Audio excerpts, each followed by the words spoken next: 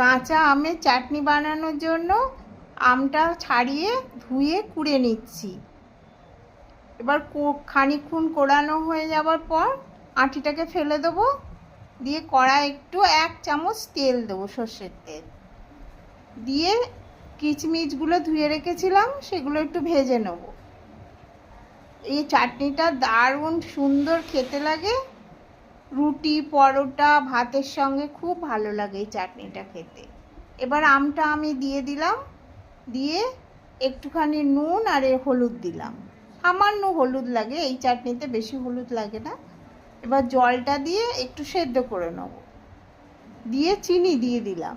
সেদ্ধ হওয়ার পর যে যেরম মিষ্টি খায় চাটনিতে সেরম চিনি দিলাম, এটা একটু মিষ্টিটা লাগে। এবার নাবিয়ে দিয়ে ডিশে সার্ভ করে নিলাম। আমি জিরে ভেজে রেখেছিলাম, সেটা উপর থেকে ছড়িয়ে দেবো।